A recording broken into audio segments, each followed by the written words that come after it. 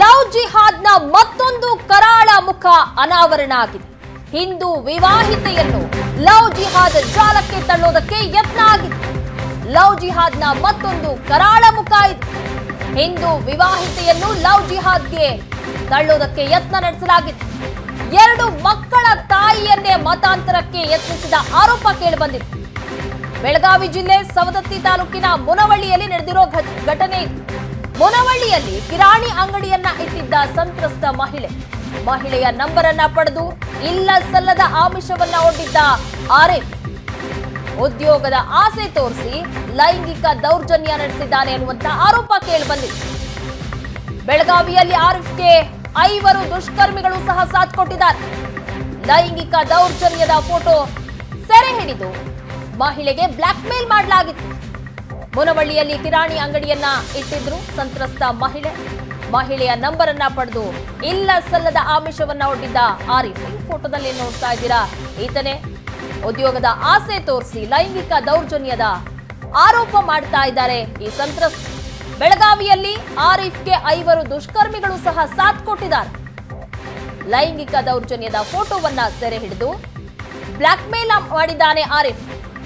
Hindu ವಿವಾಹಿತೆಯನ್ನು love ಜಿಹಾದ್ ಜಾಲಕ್ಕೆ ತಳ್ಳೋದಕ್ಕೆ ಯತ್ನ ಆಗಿದೆ ಅನ್ನುವಂತಹ ಆರೋಪ ಕೇಳಿ ಬರ್ತಾ ಇದೆ.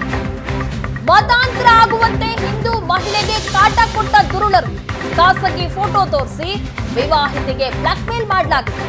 ಮತಾಂತರ ಆಗದೇ ಇದ್ರೆ ಫೋಟೋ ವೈರಲ್ ಮಾಡೋದಾಗಿ ಬೆದರಿಕೆ ನೀಡಲಾಗಿದೆ. ಹಣೆಗೆ ಕುಂಕುಮ ಹಚ್ಚುವುದನ್ನ ನಿಲ್ಲಿಸಬೇಕಂತೆ, ಬುರ್ಕಾ ಧರಿಸಿ ದಿನವೂ 5 ಸಲ ನಮಾಜ್ ಮಾಡಬೇಕು, ಹಿಂದೂ ಸಂಪ್ರದಾಯ ಬಿಡಬೇಕು ಅಂತ ಹೇಳಿದ್ದಾರೆ ದುರುಳರು. ಜಾಲದಿಂದ ತಪ್ಪಿಸಿಕೊಂಡು ಠಾಣೆ ಮೆಟ್ಟಿಲೇರಿದ್ದಾರೆ ಮಹಿಳೆ. ಈಗ 7 ಜನ ಆರೋಪಿಗಳ ವಿರುದ್ಧ ಪ್ರಕರಣವನ್ನ ದಾಖಲಿಸಿದ್ದಾರೆ ಮಹಿಳೆ. ಸವದತ್ತಿ ಠಾಣೆಯಲ್ಲಿ 6 ಜನರ ವಿರುದ್ಧ ಎಫ್ಐಆರ್ ದಾಖಲಾಗಿದೆ. ಮುನವಳ್ಳಿ ಪಟ್ಟಣದ ಆರಿಫ್ ಬೇಪಾರಿ, ಆದಿಲ್, ಶೋಯಲ್, ಮುಕ್ತಮ್, ಉಮರ್, ಕರೆಂಬ ಕಟ್ಟಿಮನಿ, ಕೌಸರ್ ವಿರುದ್ಧ ದೂರು ದಾಖಲಾಗಿದೆ. ಆರೋಪಿಗಳನ್ನ ಬಂಧಿಸಿ ನ್ಯಾಯ ಕೊಡಿಸುವಂತೆ ಸಂತ್ರಸ್ತೆ ಆಗ್ರಹಿಸಿದ್ದಾರೆ. ಅದು ಮನೆ ಏರಿಯಾ ಅದು ನನಗೇನೂ ಗೊತ್ತಿರಾಗಿಲ್ರಿ. ಇಂದ ನಮ್ಮ ಮನೆಯವ್ರಿಗೆ ತಿಳಿಸ್ಬೇಕು ಹೇಳಬೇಕು ಅಂತಂದ್ರು ಯಾವುದೇ ಥರ ಆಸ್ಪದ ಇರಾಕಿಲ್ರಿ ಸರ್ ನನಗೆ.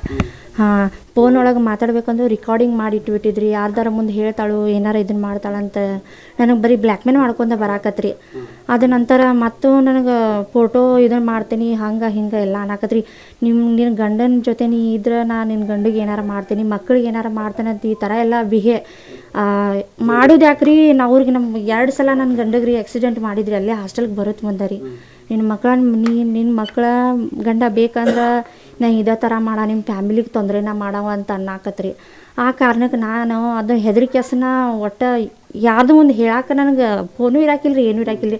ಅದು ಯಾವ ಏರಿಯಾ ಅಂತೂ ಗೊತ್ತಿಲ್ಲರಿ ಸರ್ ನನಗೆ. ಅಲ್ಲಿ ಕರ್ಕೊಂಡೋಗಿ ಇಟ್ಬಿಟ್ಟಿದ್ರಿ. ವಾಪಸ್ ಅಲ್ಲಿಂದ ಬರಬೇಕಂದ್ರೆ ನನಗೆ ಸಾಕಾಗಿತ್ತು ರೀ ಸರ್ ನನಗೆ. ಅವ್ರ ಥರ ಅವ್ರ ರೀತಿಯೊಳಗೆ ಕನೆಕ್ಟ್ ಆಗ್ಬೇಕಂತ ಏನು ಹೇಳಿದ್ರಿ, ನಮಾಜ್ ಮಾಡ್ಬೇಕು ನೀ 5 ಹೊತ್ತು. ಹಾಂ, ನಮಾಜ್ ಮಾಡ್ಬೇಕು ನೀ 5 ಹೊತ್ತು, ಕುಂಕುಮ ಹಚ್ಚಬಾರ್ದು. ಮತ್ತು ನನ್ನ ತಾಳಿ ಇತ್ತು ರೀ, ನನ್ನ ಗಂಡ ಕಟ್ಟಿದ ತಾಳಿ ಇದ್ದಿದ್ದು ಅದನ್ನು ತೆಗೆದ್ರಿ, ತಾಳಿ ಇದನ್ನು ಮಾಡಿದ್ರಿ ನನಗೆ ರೀ. ಎಷ್ಟು ಬ್ಯಾಡ್ ಅಂತ ಫೋರ್ಸಿಬಲ್ ಮಾಡಿದ್ರು ನಾ ಕರ್ಕೊಂಬಂದೀನಿ. ನನ್ನಿಂದ ಹೈಲೈಟ್ ಆಗಿತ್ತು ಅಂತಿಲ್ಲ, ನಾ ಹಿಂಗೆ ಮಾಡ್ತೇನೆ. ಇದ್ರ ಬಗ್ಗೆ ಹೆಚ್ಚಿನ ಡೀಟೇಲ್ಸ್ ಕೊಡ್ತಾರೆ ನಮ್ಮ ಪ್ರತಿನಿಧಿ ಅನಿಲ್. ನೇರ ಸಂಪರ್ಕದಲ್ಲಿ ಜಾಯ್ನ್ ಆಗಿದ್ದಾರೆ. ಅನಿಲ್, ಮಹಿಳೆಗೆ ಮುಸ್ಲಿಂ ಧರ್ಮವನ್ನ ಸೇರಬೇಕು ಅಂತ ಕಿರುಕುಳ ಕೊಟ್ಟಿದ್ದಾರೆ ದುರುಳರು. ಏನಂತ ಹೇಳ್ತಾ ಇದ್ದಾರೆ ಸಂತ್ರಸ್ತೆ? ಜೊತೆಗೆ ಲವ್ ಜಿಹಾದ್ನ ದೊಡ್ಡ ಜಾಲನೆ ಹಾಗಾದ್ರೆ ಬೆಳಗಾವಿಯಲ್ಲಿ ಇದೆಯಾ ಅಂತ?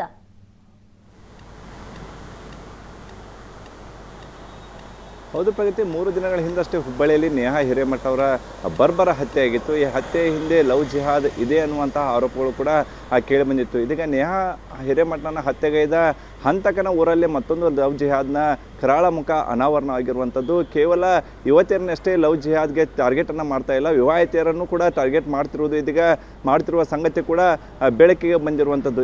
ತನ್ನ ಪತಿ ಕಿರಾಣಿ ಅಂಗಡಿಯನ್ನು ನಡೆಸ್ತಾ ಇದ್ರು, ಆ ಕಿರಾಣಿ ಅಂಗಡಿ ನಡೆಸ್ತಕ್ಕಂಥ ಸಂದರ್ಭದಲ್ಲಿ ಅವರು ಹೊರಗೆ ಹೋದಂಥ ಸಂದರ್ಭದಲ್ಲಿ ಸಂತ್ರಸ್ತೆ ಕೂಡ ಅಂಗಡಿಯಲ್ಲಿ ಕೂಡ್ತಾ ಇದ್ರು. ಆ ಸಂದರ್ಭದಲ್ಲಿ ಅದೇ ಕಾಲನಿಯಲ್ಲಿ ಇರ್ತಕ್ಕಂಥ ಆರಿಫ್ ವ್ಯಾಪಾರಿ ಆಕೆಯ ಜೊತೆಗೆ ಪರಿಚಯನ ಮಾಡಿಕೊಂಡು ಆಕೆಯ ನಂಬರನ್ನು ಇಸ್ಕೊಂಡು ಅದ್ರ ಜೊತೆಗೆ ನಿನಗೆ ಇಲ್ಲಿ ಅಂಗಡಿಯಲ್ಲಿ ಏಕೆ ಕೊಡ್ತೀಯ, ನೀವು ಓದಿದೀಯಾ, ನಿನಗೆ ಜಾಬ್ ಕೊಡಿಸ್ತೀವಿ ಬೆಳಗಾವಿಗೆ ಬಾ ಅಂಥೇಳಿ ಆಮಿಷಗಳನ್ನು ಒಡ್ಡಿರುವಂಥದ್ದು. ಆದರೂ ಕೂಡ ಆ ಮಹಿಳೆ ಸಾಕಷ್ಟು ಬಾರಿ ಆತನ ಏನು ಬೇಡಿಕೆ ತಿರಸ್ಕಾರ ಮಾಡಿದ್ರು ಕೂಡ ಆಕೆಯನ್ನು ಕನ್ವಿನ್ಸ್ ಮಾಡುವಲ್ಲಿ ಆರಿಫ್ ಕೂಡ ಯಶಸ್ವಿ ಆಗಿರುವಂಥದ್ದು. ಹೀಗಾಗಿ ಆಕೆ ನಿನಗೆ ಮುನವಳ್ಳಿ ಇದರಲ್ಲಿ ನಿನಗೆ ತರಬೇತಿ ಪಡೆಯೋಕ್ಕೆ ಆಗೋದಿಲ್ಲ, ನೀನು ಬೆಳಗಾವಿಗೆ ಬರಬೇಕು ಅಂಥೇಳಿ ಬೆಳಗಾವಿಗೆ ಕರ್ಕೊಂಡ್ಬಂದು ಸತತವಾಗಿ ಇಲ್ಲಿ 4 ತಿಂಗಳ ಕಾಲ ಆಕೆಯ ಮೇಲೆ ಲೈಂಗಿಕ ದೌರ್ಜನ್ಯವನ್ನು ಎಸಗಿರುವ ಜೊತೆಗೆ ಆಕೆಯ ಲೈಂಗಿಕ ದೌರ್ಜನ್ಯ ಎಸಗಿದ ಫೋಟೋಗಳನ್ನು ಕೂಡ ಖಾಸಗಿ ಫೋಟೋಗಳನ್ನು ಕೂಡ ಸೆರೆಯನ್ನು ಹಿಡಿದಿರುವಂಥದ್ದು.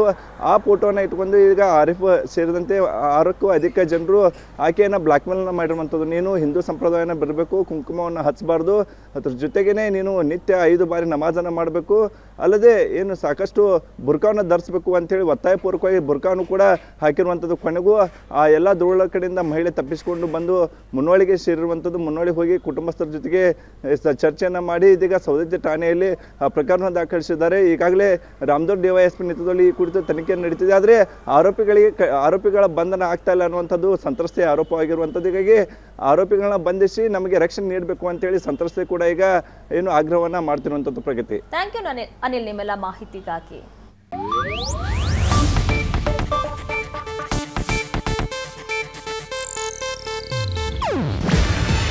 ಇದು ಏಷ್ಯಾನೆಟ್ ನ್ಯೂಸ್ ನೆಟ್ವರ್ಕ್ ಪ್ರಸ್ತುತಿ. ನೀವು ನೋಡ್ತಿದ್ದೀರಾ ಏಷ್ಯಾನೆಟ್ ಸುವರ್ಣ ನ್ಯೂಸ್.